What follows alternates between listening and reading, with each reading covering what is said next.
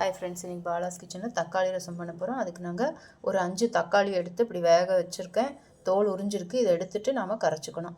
ஒரே ஒரு சின்ன கோழி குண்டு சைஸு புளியும் சேர்த்துருக்கேன். அரைக்கறக்கு வேண்டிய சாமான்: கொத்தமல்லி விதை 1 ஸ்பூனு, மிளகு 1 ஸ்பூன், சீரகம் 1 ஸ்பூனு, கருவேப்பிலை, வரமிளகா 2 வச்சுருக்கேன், பெருங்காயம், உப்பு, மஞ்சப்பொடி, ஒரு 4-5 பல் பூண்டு இதை வச்சுருக்கேன். இதை நாம் கோர்ஸாக அரைச்சிக்கலாம். இதை நாம் கரைச்சி வச்சுட்டு பார்க்கலாம். நாம் வச்சுருந்ததை கோர்ஸாக அரைச்சிட்டேன். நான் தக்காளியை கரைச்சிட்டேன். வாண்டியில் 1 ஸ்பூன் எண்ணெய் விட்டுருக்கேன். நம்ம கடுகு சீரகம் தாளிச்சிக்கலாம். கடுகு சீரகம் கருவேப்பிலை சேர்த்துட்டு நம்ம இந்த அரைச்சதை சேர்த்துக்கலாம். இதை எண்ணெயில் ஒரு ஃபியூ செகண்ட்ஸ் வதக்கிட்டு நாம் கரைச்சி வச்சுருக்கிற தக்காளியை சேர்த்துக்கலாம். இப்போ ரசத்துக்கு நான் அந்த தக்காளியை கரைச்ச தண்ணியை விட்டுட்டேன். இது ஃபியூ செகண்ட்ஸ் கொதிக்கிட்டால் நுரக்கட்டினோடனே கொத்தமல்லி தழையை சேர்த்தா நம்மளோட ரசம் தயார்.